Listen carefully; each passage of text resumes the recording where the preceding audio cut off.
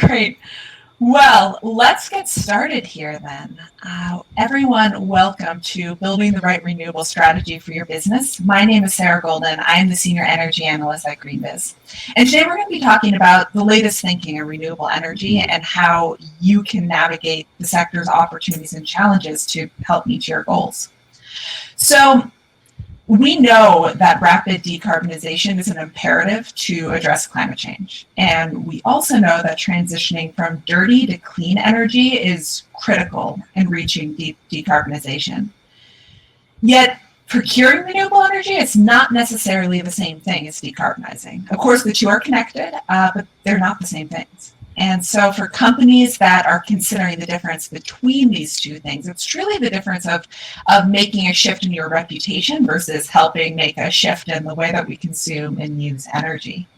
And I want to dive a bit more into this today. So I'm delighted to be joined by three people who have been thinking about how to optimize their procurement strategies to ensure decarbonization within their operations, and through that help us all get closer to net zero.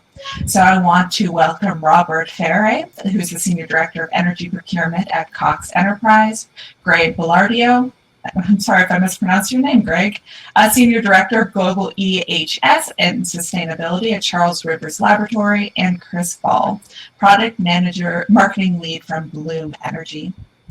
So what we're going to be doing today is discussing this topic in three different sections. We're going to talk about strategy and how each one of these companies have been thinking about the strategy to help reach their decarbonization goals. Implementation, where we're going to be covering some of the actual challenges in the real world, what it actually looks like on the ground to make these things happen. And then what next? Because if there's one thing that we have been hearing so far in this conference, it's that where we are right now is not ultimately where we need to go. This is a starting point. These commitments are where we're starting, and how do we actually move forward to get to the deep decarbonization that we need for a safe climate future. I encourage everybody to ask questions. We have, as you can see on the right of your screen, there is chat, polls, people, and then Q&A. Chat is where you can talk to one another, and I encourage you to ask questions over in that Q&A tab, where you'll also be able to upvote other people's questions if there's something that you're also wondering about. We'll be answering those at the end of the session, and we also may be addressing them as we go on, depending on where they fit in. So please feel free to ask questions at any time.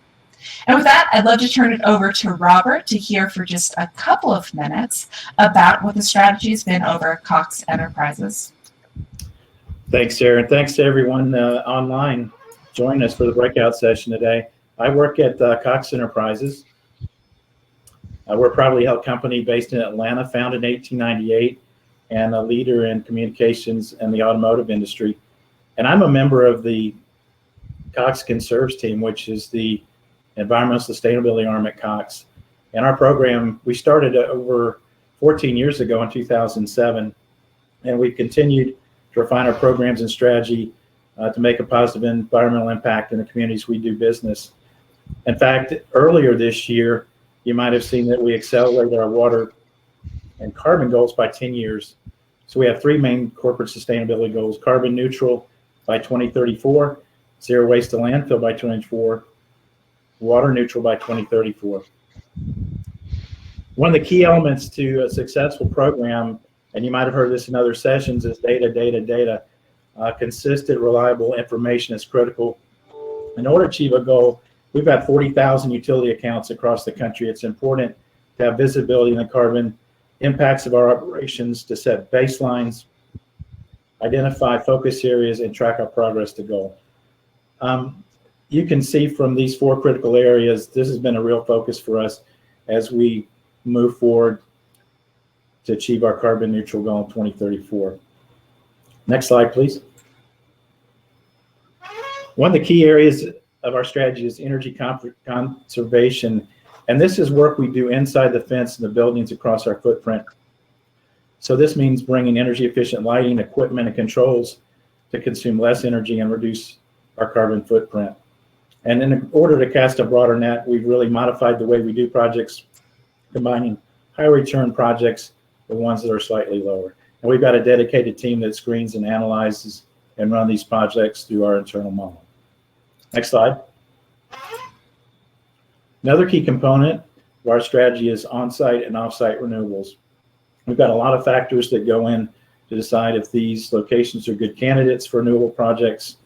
And you can see from the list, we've done many of these projects on site with over 30 megawatts that are in service right now. We also have invested in off-site renewables, large-scale solar, and one of our facilities that we're really proud of is a landfill gas plant in West Virginia, where we partnered with the Raleigh County Solid Waste Authority on a project where we sell 15% of the output, 15% of the energy out of that facility goes to serve our Cox Communications facility in Virginia. Next slide. So a significant portion of our carbon footprint is Scope 2 emissions from the electricity we purchase to operate our facilities. And these are 4 key areas that we are working with across the country: subscriber-based models, PPAs, market-based, and virtual PPAs. Next slide. Other key area of focus areas are the areas of fleet, where we have a very large fleet for our Cox Communications subsidiary. That makes up about 18% of our carbon footprint. We're investing in EVs and looking at alternative fuels. A new area for us is innovation and technology. And this is where we focus on relationships with energy companies, manufacturers, research institutions, so that we can get more exposure to project opportunities and changes in technology. And the third area is carbon sequestration. And that's a new area for us. And we're being very strategic and patient, finding the right projects and how they might fit in our overall strategy at Cox. That's it. Well, thank you so much for sharing that with us. It's clear how complicated this is, where there's so many different elements that you're needing to weigh out when you're creating this strategy. So I'd love to hear from Gregg and what you're working on over at Charles River, and how this matches with what you've been working on. Yeah, thank you, Sarah. Delightful to be with you all this afternoon. So Gregg Belardo, Senior Director of EHS and Sustainability. Our vision for our department is we work safely and we work sustainably. We're building that into the culture of Charles River.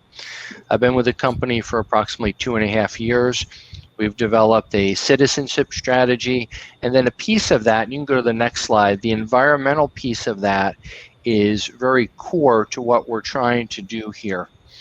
We've set 3 primary goals, and then our renewable strategy fits into these goals. So big picture, we want to reduce our Scope 1 and 2 from Charles River facilities, or Scope 1 and 2 GHGs, 50% by 2030.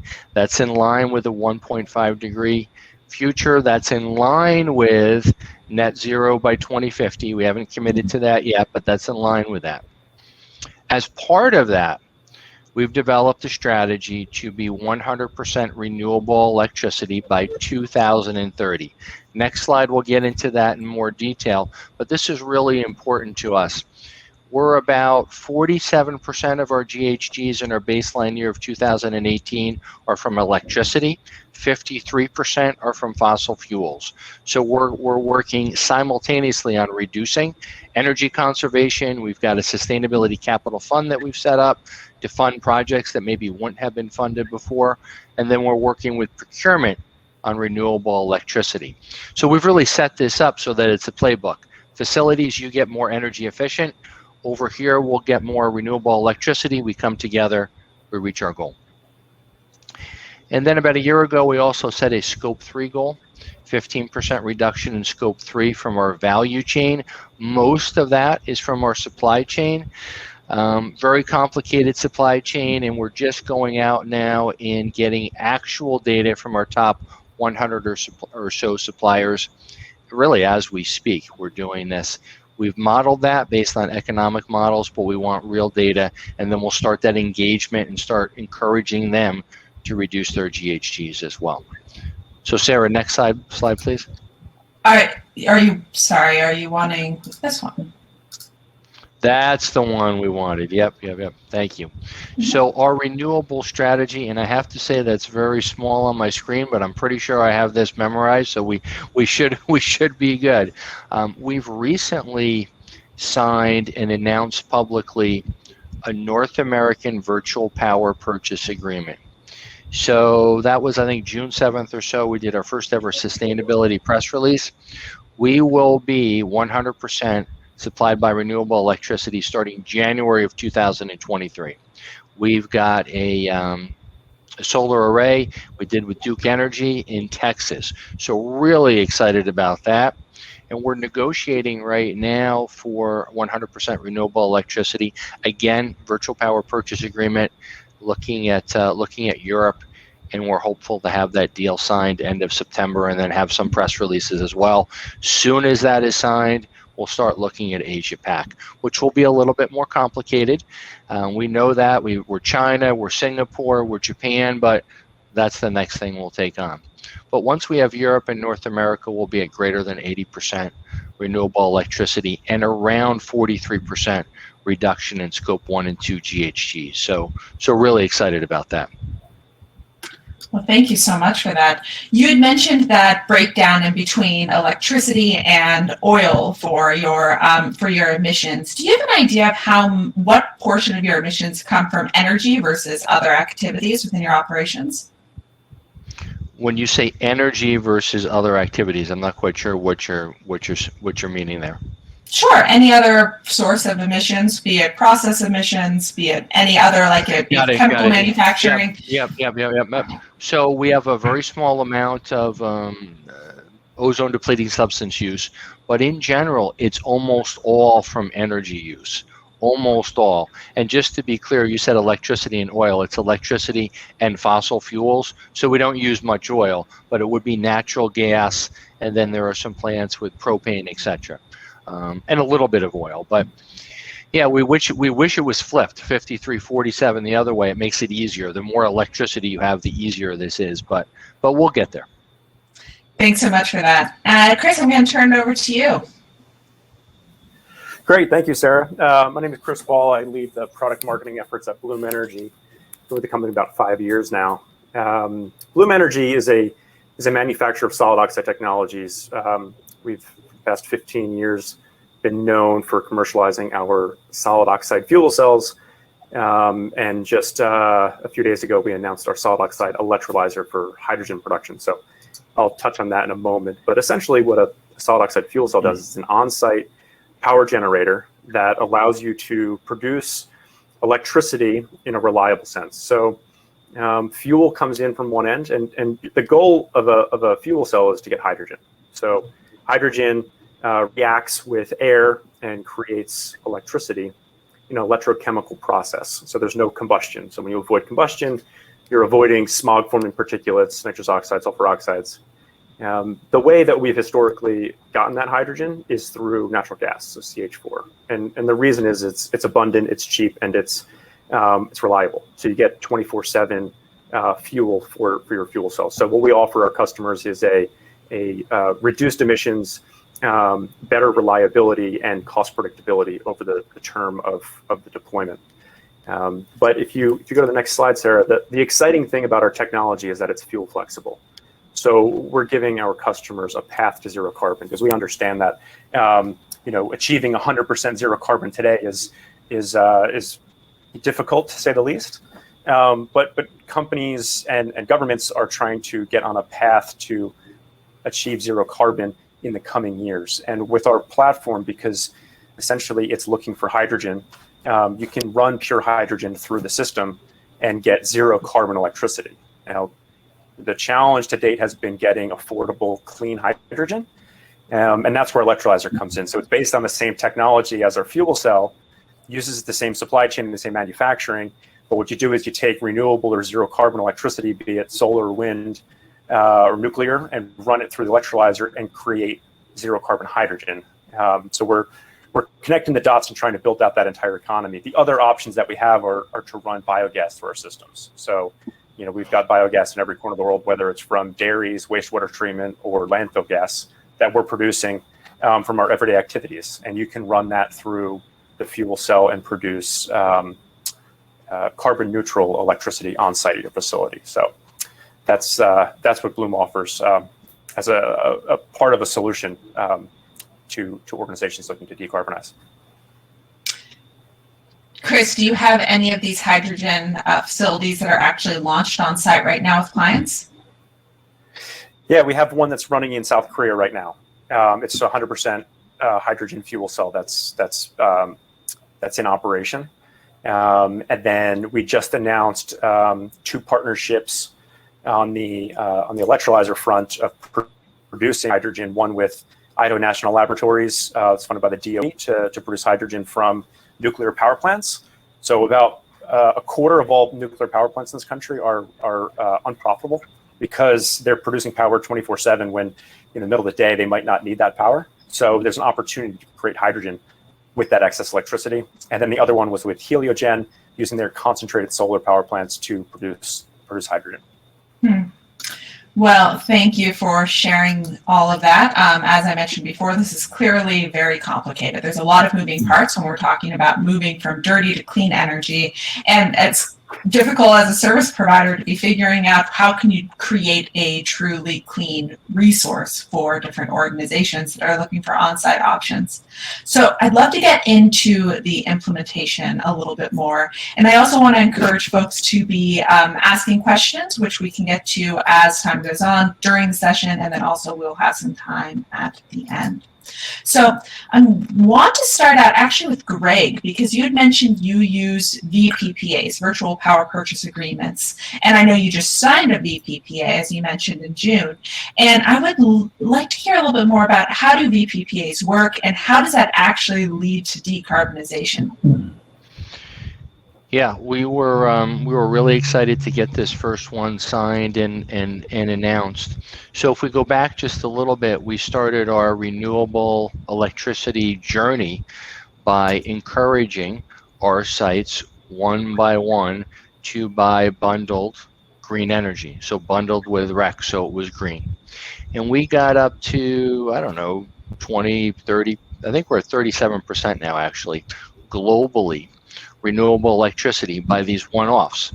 But along this path, we realized this is a good start, but it's not very strategic. How do we do this more strategically? So we looked at this, and we do a lot of work with Schneider Electric. They helped us with this. But we realized that off-site, whether it's solar, whether it's wind, a virtual power purchase agreement would really be a fantastic way for us to go. Long-term, better NPV than buying RECs annually. But really what drove us was not that. It was the fact that it was a consistent supply, and it was that we were contributing to additionality, right? So we helped have this solar array built in Texas. So that was really important for us. And a lot of people, so we had to sell this to our board, and there were a lot of questions about that, a lot of questions along the way. People asked kind of common sense questions. What happens when the sun doesn't shine? And we had to explain that we don't literally use those electrons. We're putting those electrons on the grid. We're getting credit for that, but we're using the electrons that are generated locally. So the way I explain this is, it's like we put money in the bank, dollar bills in California, take them out in New Jersey. It's not literally the same money, but it spends the same, right? It does the same thing. We get credit for that. And usually when I explain it that way, people get it. So after we got the first one, I think, the second one, no problem, we'll get that approved. And it's just part of what we're doing now, right? Part of what we're doing. But we're delighted with this. And I think it's a really, really good strategic move for Charles River. And when you think about your VPPAs, do you consider where you're citing it to be helping with decarbonization within the grid where it's operating? Yeah, absolutely. There's no question that is a reality. We look for partners that are also going to be very cognizant of the local community, give back to the local community, treat the local community well. So that's all part of our decision-making process. Absolutely. Robert, you laid out several different strategies, several different ways that you're looking to decarbonize your energy. How do you devise the makeup of that strategy? How do you know where to be putting your energy in order to be maximizing your decarbonization benefits? Yeah, Sarah, it really boils down to understanding your Scope 1 and Scope 2 emissions across the enterprise. Really knowing operationally, and also from a carbon footprint standpoint, what you're emitting. And so we like to drill down to the site level, demand levels, usage, load factor. What are the resiliency, reliability needs of a location? Do fleets operate out of those locations? What type of rooftop square footage might we have to install rooftop solar? Access outside our building. Do we have available space? Access to natural gas if we choose to put in a fuel cell, for instance. So building that library of information is really important. It's also understanding the generation mix of the utility that's serving you. What are the goals of that utility? Have they made a statement, we're going to be 50% renewable by 2030? What are state mandated renewable portfolio standards? That's an important factor. So what are the offers in the marketplace that utilities have? Local incentives from utilities or the state, community solar programs. And there's great opportunities to work with your key account managers across the major utilities, what they're offering now and what they have on the horizon. And we've done several of those agreements in Kansas and Arizona and Georgia and Florida. And work with your retail suppliers in deregulated markets. And we did a transaction 100% renewable in Texas with a retail provider on a long-term basis. So it's really having the ingredients from understanding what you have in your portfolio. And then develop a menu of potential offerings. So you list those out: financial cost benefit, a carbon reduction benefit. What are those supply agreements that are available with utilities, the VPPAs? We've entered into those as well. We have one at PJM that we entered into with multiple companies. That's worked out very well. And what are the expected production terms of agreements, and really understanding the structure.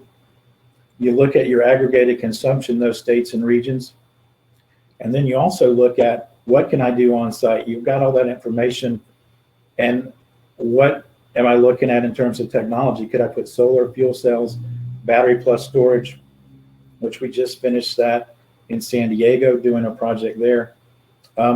So it's really, building all of those components, putting them together to put an overall strategy together. And right now we have 2022 through 2025, 3-year, 5-year outlook. We have targeted renewable supply agreements that are in the queue, ones we've already completed, and what we know we need to layer in going forward to achieve our goal.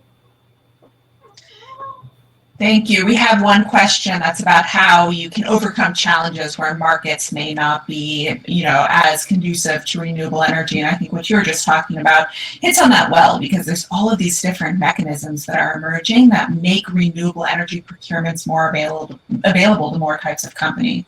And I also want to, Robert, you mentioned this in passing, that aggregate deal you're a part of, where several different buyers come together in order to procure energy from a single contract, which has a lot of streamlined benefits to be able to, get together on all of the contract, the legal costs, different risk elements, but then also you get to procure this renewable energy, which is a really innovative model in a way that these renewables are becoming more available to different sized companies. So thank you for your leadership in that. And I also want to touch on one other point you were talking about, which is resiliency and choosing what is the right energy makeup for different sites. I'd like to turn it over to Chris to hear a little bit more about how you think about this balance between going clean and resilience, and how organizations can be thinking about their on versus offsite renewable makeup. Yeah, sure. I think it's an end solution, right? I think the offsite renewable strategy helps you to achieve your scope 2 targets, because essentially what you're doing is you want to replace the megawatt hours that you consume on your site with an equal number of megawatt hours of a renewable energy project, like a wind or solar farm that's offsite. And then you can also supplement that with an on-site project, because when you, as Gregg mentioned, the electrons from the off-site project are not actually being delivered to your site. So you're still susceptible to the same sort of resiliency challenges of your local utility grid, and you're still consuming the electrons that are produced of whatever that local mix may be.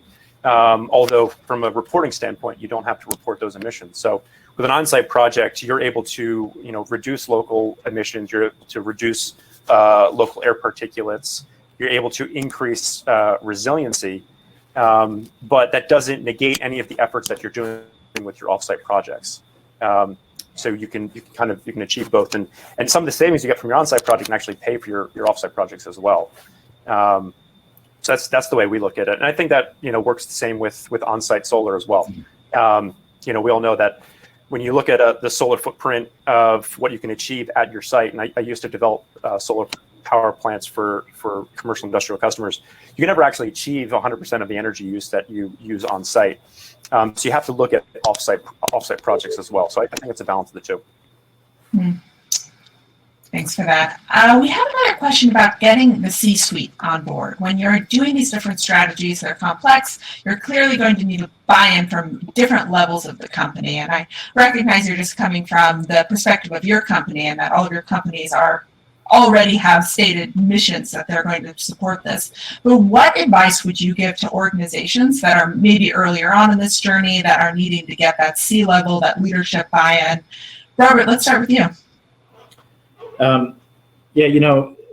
It's so important to do that. And at Cox, we're very fortunate. The Cox family and their leadership around environmental sustainability, making a positive environmental impact, has been huge. And it really just transcends all the way through our 50,000 employees. And then to really have this initiative, Cox Conserves, that was started in 2007 by Jim Kennedy, who's the grandson of the founder of the company, gave us a lot of momentum starting. So I think, it's really having that program, building on, your company's strategic goals of doing good for the planet and making sure that you're giving back to your communities and making a positive impact. So I think you can get that message across to your leadership and develop those programs. I think the rest, I wouldn't say it's easy, but it makes the journey a lot better. Gregg, anything to add on that? Yeah, we'll say that it's certainly easier today than say it was 20, 25 years ago when I first started talking about this, right? 20, 25 years ago, management was like, whoa, what are you talking about? And it was, you really, really, really had to make the business case. Not that you don't have to make the business case today, but I think it's generally accepted. These are the type of things that leading companies will do. And I will say that our CEO, Jim Foster, is 100% on board with this. And in fact, the only messages I get are, why can't we do it quicker, right? Why can't you go quicker? So that's a good message to get. We're trying to go as quickly as we possibly can. So we're in a really good spot in our company. And I do think this is a really good time for people in this profession. Management is getting it now, right? And it's a much easier sell than it would have been 10, 15, 20 years ago. And Chris, I'll give you an opportunity if there's anything else you'd like to add before we move on to the next section. Yeah, I mean, I just have the benefit of getting to speak to dozens of Fortune 500 companies about these topics, so I've been able to kind of see how the conversations evolved over the tenure of my career. And to Gregg's point, there used to be a lot of education, and now we're getting a lot of push from the C-level saying, hey, we need zero carbon solutions, we need decarbonization strategies, we need products that can that can help our efforts. So we're getting pulled into conversations more than we're pushing ourselves into it. So it's an interesting dynamic shift that I've seen over the past couple of years. Well, what's successful from what you see in the companies you work with? It's always a portfolio of different solutions. As we're hearing from Robert and Gregg today, I mean, it's a lot of different solutions. It's never a single. There is no silver bullet in this space, and I think that the companies that are dynamic and have multiple solutions depending on what their goals are the ones that are able to make the biggest impact in this space. And that's what I've noticed.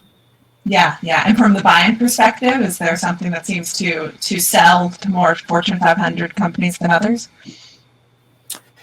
So I think that part of this is the product that I support is if resiliency is becoming more and more important. So, and having the conversation of sustainability and resiliency at the same time has always been isolated, right? When I was selling solar, I was purely selling sustainability, and there were resiliency providers out there like diesel engines that were providing resiliency solutions.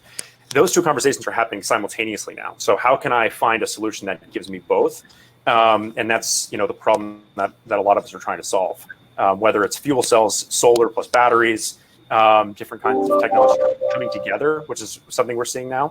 Microgrids that have multiple distributed energy resources all combined, so that you get sustainability and resiliency in one solution. And I think that's kind of what customers are looking for in today's environment.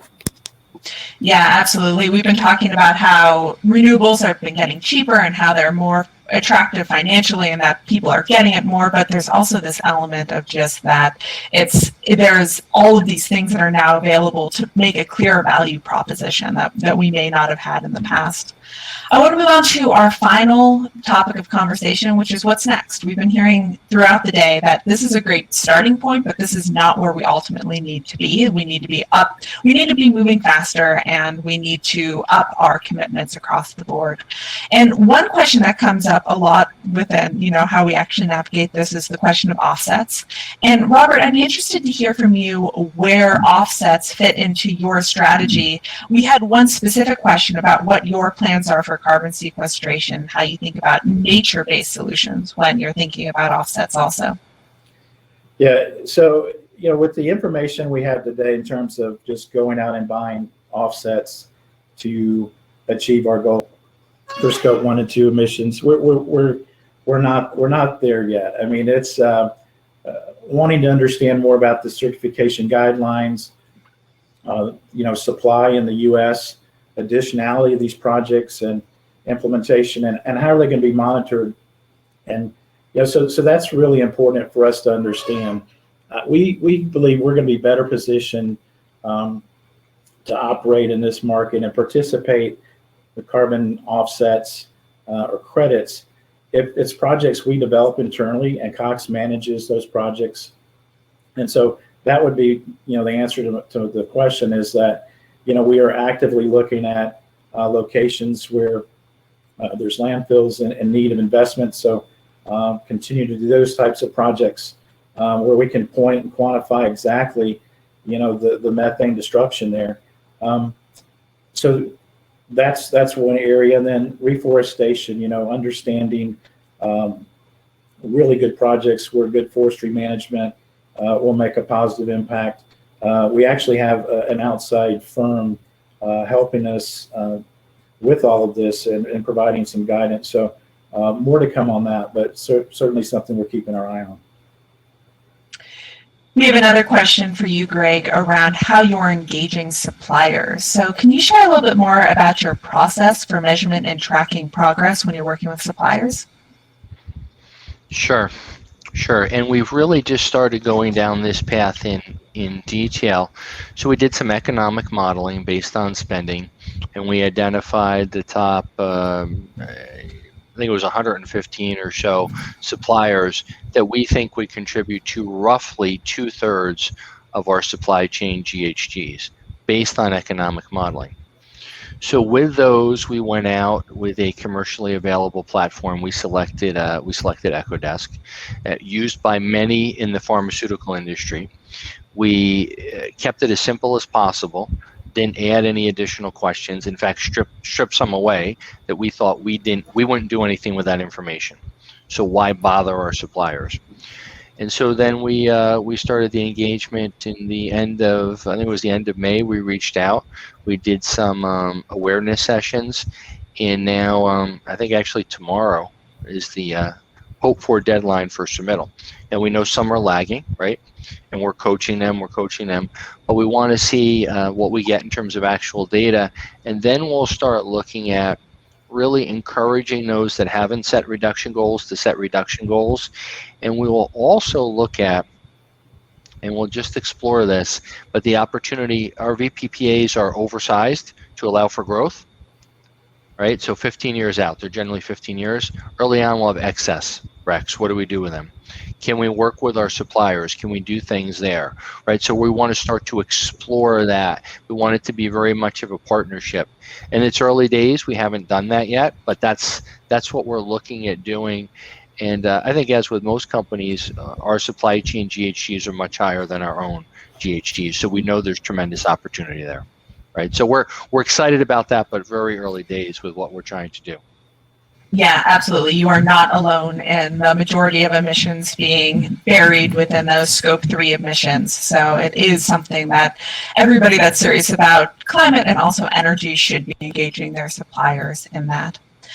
I also want to be addressing the fact that, what the goals are themselves. So the organizations on this call have ambitious goals, but still there's more that can be done. And so, Robert, I know that Cox moved up its climate goals. Can you talk a little bit about that process, and then also what it would take in order to move it up even more? What does it take to up-level these? So it was a 6-month exercise last year. It was a strategic plan that we brought in all of the divisions, multiple stakeholders to really, ask a lot of questions of, are we on the right path? Can we do things differently? And we learned a lot of great information came back from our employees and stakeholders. We had breakout groups, and that really helped us develop our plan and strategy around pulling that in and accelerating the goal from 2044, which had got established, back in, 2007, 2012. Actually, 2007 started out as a carbon reduction goal only, and then in 2012 we came out with the 2044 goal. So a lot had changed, and that's what we knew. And also looking at what's going on with the climate.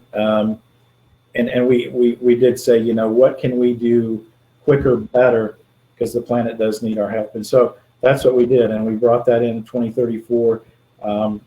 We changed the group in terms of how we set up project management.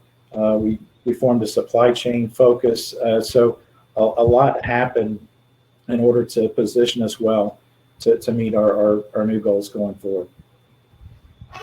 Got it. One of my favorite lines from the keynotes this morning was from Katie Collins, who asked companies to act faster and said, take bolder action than you think is possible.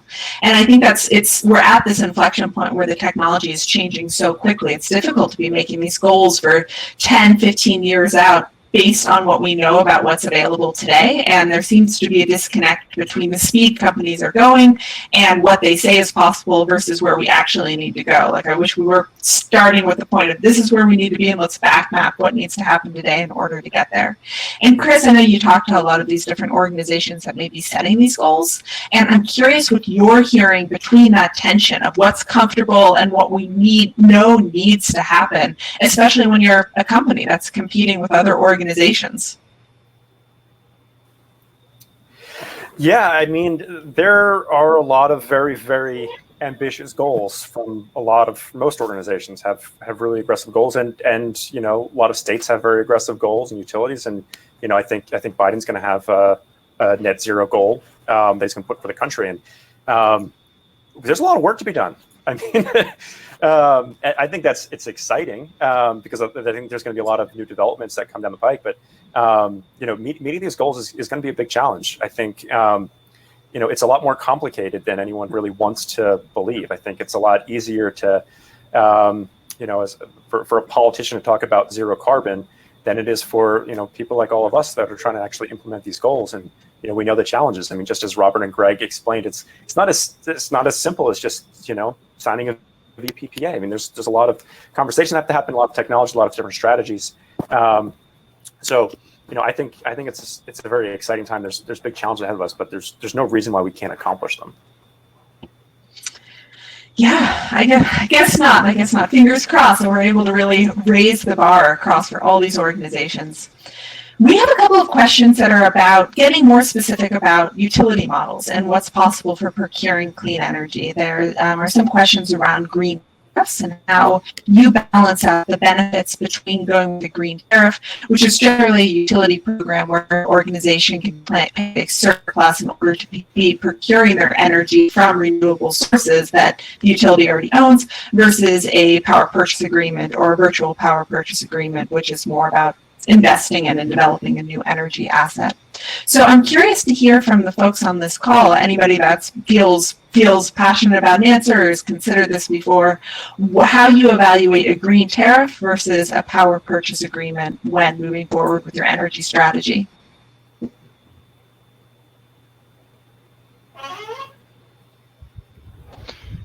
I'll pop in real quick here, and you broke up quite a bit, Sarah, but I think I got the gist of your question. Oh, no. Yep.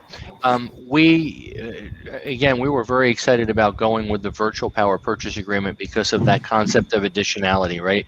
Bringing more onto the grid, not using something that's there already.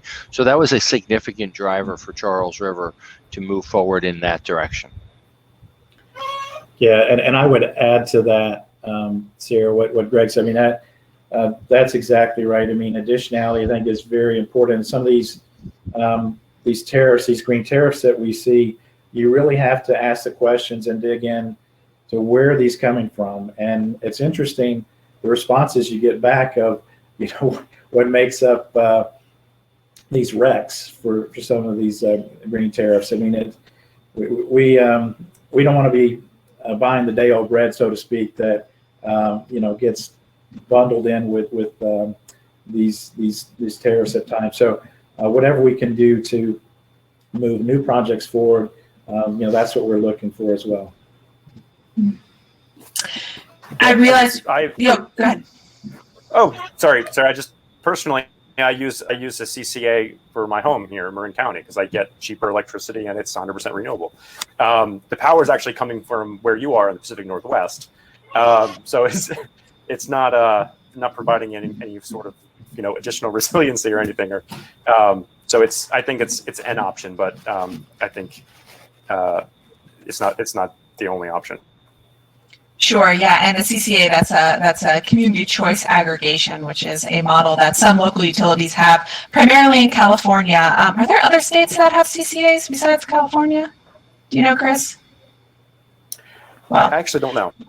Yeah, well, it's like a local utility model that's able to aggregate renewable energy and similar to how a green tariff would work in other service territories. And that's something else I'll note, just that some of these questions depend on where you're trying to procure clean energy. It's just what your market is able to support. We only have 2 minutes left, which is unfortunate because I'd love to hear more from all of these speakers. I do encourage people to take that survey, which is currently available, and it's pinned to the top of the chat box. And as we kick off, I would love just parting words from our 3 panelists for organizations that may be earlier in this journey. Where do you start? What's the first step to get started?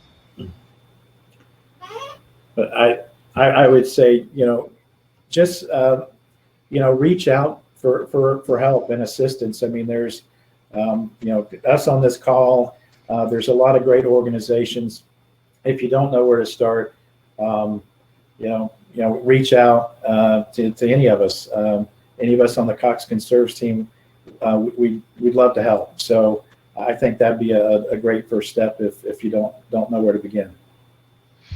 Yeah, I would echo that. We're happy to share our learnings, and certainly this seems daunting when you start, but after 3, 4, 5, 6 months, we had a really, really good strategy, and then we started to implement. So it's always the first little baby step is the toughest, but then you start to build momentum. So it's certainly doable, and don't consider it daunting at all. It's absolutely doable, but also happy to share some learnings if that's helpful. Chris? And I would just add to bring in multiple stakeholders early, because these projects require typically support from the CFO, the CEO, head of facilities. A lot of conversations we have go all the way up to the board of directors. So you're going to need a lot of stakeholder buy-in from multiple parts of the organization. So I encourage you to involve them early. great words of advice from all. Like this net zero challenge itself, it's nice to know that we're in this together and figuring out how to do this together. So I want to thank all three of the panelists for being so generous with their time and joining us at Verge Net Zero, and also with other people on this call. If they're interested in getting advice from our panelists, that was an open invitation. And I apologize for any sound issues that I've had during this call. So thank you all, and I hope you enjoy the rest of Verge Net Zero. Thank you, Sarah. Thanks, Thanks, everyone. everybody. All right. Thanks all. Bye now. Bye-bye. Bye.